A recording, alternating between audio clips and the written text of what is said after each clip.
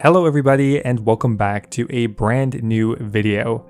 Now just recently I finished another series, that being the free-to-play flipping series. That is going to bring my total up to 2. Maybe 3, I don't know how you want to slice it. Now I really like that flipping series, but all good things have to end eventually. However, one thing I really enjoyed about it was the fact that it was kind of a medium length idea.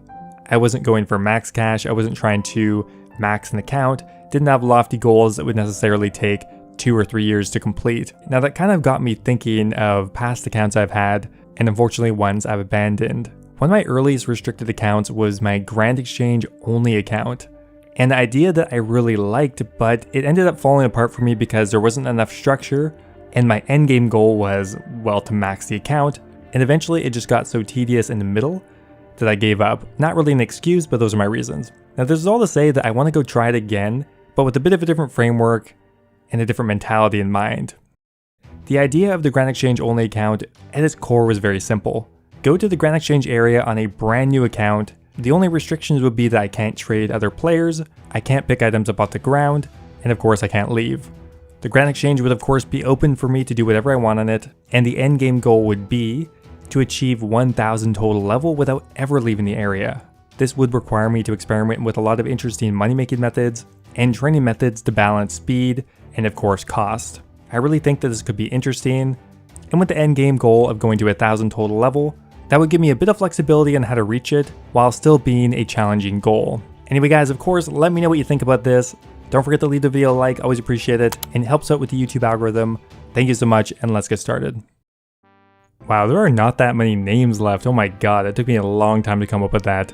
But we're going with I'm GE Locked. Not my first choice by any means, but I think it could be worse, definitely.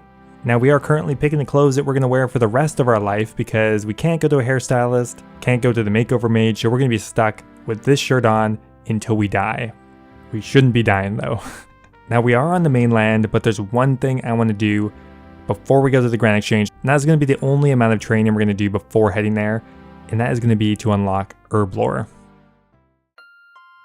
There we go guys, we're done with the Druidic Ritual quest. That is the only thing we're going to do outside of the Grand Exchange on this account, but for such a small unlock, it's going to mean a lot more content, and as it's a buyable skill, I thought that it really just made sense to do it.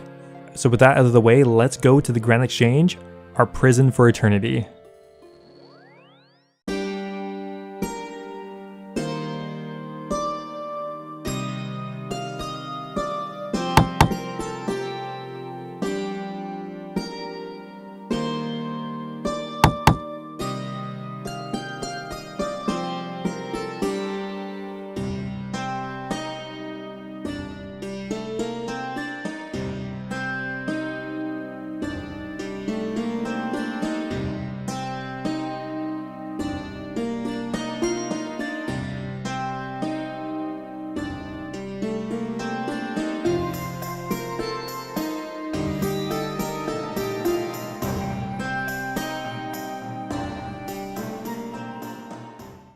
There we go, the account is set up. The only levels we ended up getting were of course 2 Herb Lore levels.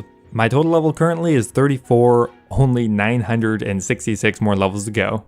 Now the first question I'm sure some people may have is, well, if you can't pick up anything off the ground and you can't trade anyone, how are you going to do anything because I can't chop this tree yet? No axe. And I can't buy and sell anything in the GE because I have no money. Just to show you guys here, the bank is 100% empty, nothing anywhere. Now there's something that's really important that sometimes wanders in here, and that is an imp. So we have to kill one imp to begin with here. Hopefully it doesn't teleport away too much. Terribly strong, so this could take a couple tries. Now what's really interesting about that, now what's kind of curious about this is this will actually provide us with a way to get combat experience, which will help us out actually quite a lot because we're going for 1000 total level, and really any easy levels we can get through something like this gonna save us lots of time. Wouldn't expect the, oh, you bastard.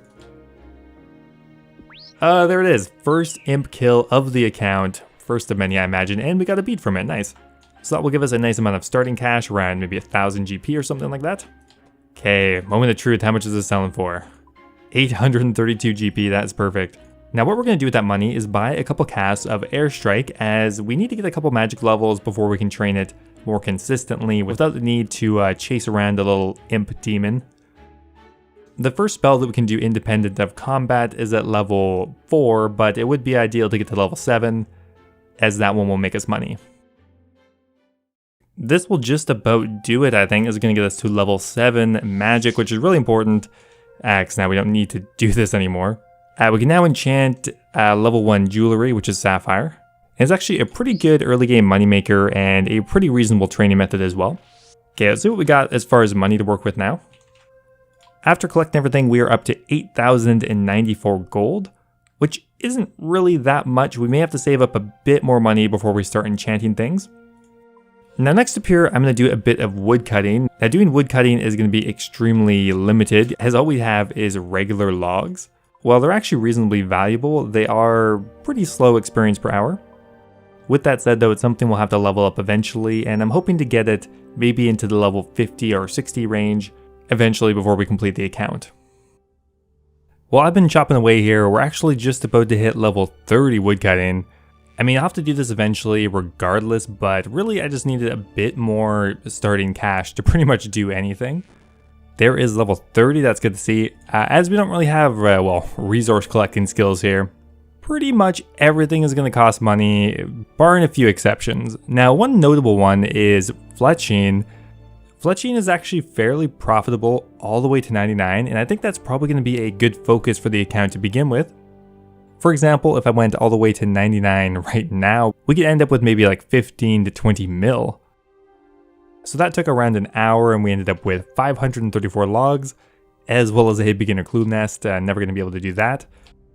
You don't get a bird's nest from that, that's sad. Okay, well anyway, our logs are going to be worth, okay, not that much, 31k, woohoo! Well, it's something. Now for a long time, to get through early fletching levels, I would often make arrow shafts, which is extremely slow and costs money because you can almost never sell them. However, this time, I'm going to try making headless arrows, which is not only profitable, we'll see in a minute here, but also way quicker apparently too. Even if we sell them instantly for 8 GP, we'll still make a profit of about 4 GP. Assuming these buy instantly, we will be pretty much good to go. There we go, that's most of them. This method is really nice because you can do it right from level 1, and we're going to be getting such quicker experience rate versus making arrow shafts. So let's start off with the 9700 and we'll see how far that gets us. Okay, so there is one drawback of this method, and that is the buying limit is very low for arrow shafts. 7,000 arrow shafts lasted me about 10 to 15 minutes, so not very long. Now we do need to get to level 35 before we can start profiting from our bows. So I guess I'll just go and water my plants or something, I don't know, I'll be right back. Well guys, it turns out that didn't take me 4 hours, so we're going to do something in the meantime because we are still waiting to buy our feathers and arrows. For now we're going to go ahead and enchant some sapphire rings, which is a really easy and profitable way to level up your magic in the early levels. I don't have very much money to work with, so we're going to have to do about 50 at a time. Sell them back, repeat. It's going to be a bit annoying, but we'll make it work. Now, because I was kind of lazy, I decided I would just let it auto-cast everything. Wouldn't recommend though, it's much slower. But anyway, there is level 27 magic. We ended up selling our stack of cosmic runes and sapphire rings a lot, but in the end we got 27 magic and got a fair bit of money for our troubles as well. Essentially now we can move on to Rings of Dueling, although our cash stack is not much. I think it still will be a little bit over 100k at least. There we go, 107k, not bad. Still haven't hit the 4-hour mark, so for now we're just going to do the exact same thing again, except we're going to do it with the level 2 enchant on Rings of Dueling. One thing I really like about these headless arrows is you can do it anywhere. I don't really need to do it right beside a bank or anything. So I can go ahead and be one with the trees. There it is, level 35 fletching, which means we no longer have to make these headless arrows. We can now move on to willow short bows, which are going to be a fairly profitable and slightly more AFK way to train. Right now they are selling for 10 each. Oh, that's really good actually. We'll probably wait that out, so we'll sell them for 154k each, which means our bank is probably looking pretty close to 300k now. Here what the stats are looking like so far, we're at 40 magic just from enchanting different jewelry items. We did that quite a bit yesterday, and I'll definitely be enchanting jewelry all the way to 47 at the very least. But today let's go forward with a little more fletching training, so we're going to go ahead and buy a bunch of willow logs. So willow logs buy for 23, and willow short bows you are currently selling for what? They're not even selling for 100. Oh my god. Can I even buy one of these for 1,000 each? What the hell is going on? Oh my god. Well, okay, let's just go ahead and buy some willow logs and see what happens. Let's start with 2,000 willow logs and see where that gets us. Well, we are nearly through those 2,000 logs, and that will get us to level 40 Fletching, which means we can move on to willow longbows, which are going to be a bit more experienced, although maybe less profitable. Alright, there we go. That is level 50 Fletching, just from doing willow longbows. Now we can move on from willow up to maple. And most likely, I'm going to be doing bows at least to level 65. At that point, there are some interesting moneymakers that are unlocked. But like everything in this game, that would require money, which we just don't really have at this point. Yes, we are getting a bit of money, crafting bows and creating rings of dueling and whatnot, but we don't really have the funds to do anything too expensive yet. That said, once we dump everything in here, we're actually looking to be at close to 400k, which we're getting up there. Alright, we are done with our maple short bows. That brought us all the way to 55 Fletching. Pretty easy. We can now make maple longbows and broad bolts, although we'll never be able to make those, unfortunately. Not unless we get a ton of genie lamps. Now we just hit an interesting breakpoint here. Now going forward, most of the time, stringing is going to be profitable and generally more desired as the experience rates are higher, and it even becomes more profitable once you get into the higher level bows. So we went ahead and sold all of our logs off. So going forward, we are going to be stringing everything. We don't have much money, so we may have to do this in multiple transactions. But you know what, we're almost up to 500k, so we have a little bit of money to work with now. Okay, I think we can afford around 2,000 bowstrings and 2,000 unstrung maple longbows. It won't take us very long to get through these, but as soon as we're done, we'll sell off the strung maple longbows and just repeat that, all the while making a bit of money. Alright, an hour or two later, and we are done with the maple longbows. That will bring us all the way up to 60 Fletching. Those 2,000 actually brought us a little bit past 60, and I think we profited a little bit over 100k doing all 2,000 of those, so it was a pretty good moneymaker, and of course a really good training method. So we're going to continue forward with another 2,800 maple longbows, which I think should be enough to get us to 65. Alright, we have strung a lot of bows recently, but that is going to be it for now. 65 Fletching now unlocks a couple really important things. Use short bows for really cheap training, but also we now have the ability to attach diamond bolts and ruby bolts to adamant bolts, which is a really good training method as well as a really good moneymaker. The only problem is we can't really do it yet, as it requires way too much money to begin with.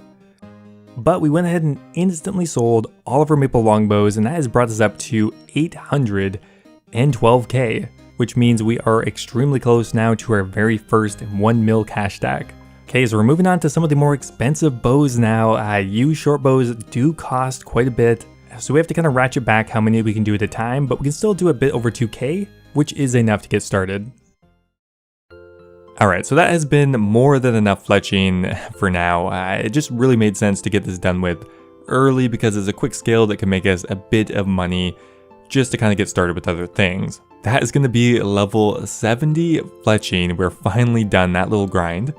We are now able to move forward with U longbows whenever we want to, but definitely going to take a break from that for now. That is a lot of easy total levels we got done with, and I could easily see myself getting 99 on this account. Okay, so we went ahead and sold off all of the used short bows, and that brought us up to 1 mil, 38k, so there is our first 1 mil plus cash stack, which is really exciting. Now, one thing I noticed kind of recently here is that the level 3 enchant has a really good moneymaker right now. That is enchanting burning amulets. Now, to be able to enchant topaz, we do need a level 49 magic, so we're going to go ahead and get that done with, because I'm pretty sure right now we can get 500 or 600 GP margins just by enchanting topaz amulets. Oh man, I haven't taken a math class in a long time. Somehow we ended up at 47. Oh god, guys, I don't know what's going on, but we'll probably use a wizard's mind bomb pretty soon here. Alright, so we sold off all of our rings of dueling. That has brought us a little bit more money, up to 1.1 mil now. Now, let's just go ahead and do another price check on the burning amulet. I haven't done it in a little while. They're selling right now for 4,300, which is way above their normal asking price. And if we look at the topaz amulet, we can buy it for around 33.50, getting kind of close to 1k profit per enchant. So we're going to test this with 100 and see how it works. We're getting around 86k per hour just from enchanting the amulets themselves, so it is a pretty good training method. Go for 4,200, exactly 420k, perfect, and they instantly sold for 430k, which is about 100k in profit just from doing 100. That is crazy. Oh my god, we got to keep doing that. And the best part about this is all of the prerequisite items are buying and selling instantly, which means there's pretty much no downtime.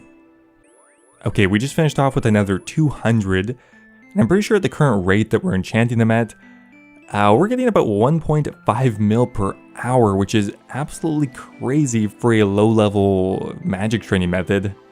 But yeah, look at that. We sold them for 859k and we bought them for about 700k, which is another 150k in profit. We're just going to repeat this again, except this time we're bumping it up to 350 amulets at a time, and we're going to keep going up from there.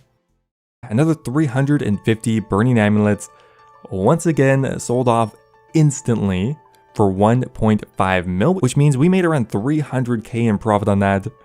Really exciting. That still only took us around 15 minutes to enchant all of them. Alright, there we go. We finished another 400 of the amulets. That is bringing us up to level 53 magic as well. Like, we're getting a ton of experience just from doing this, yet we're also getting over a mil an hour.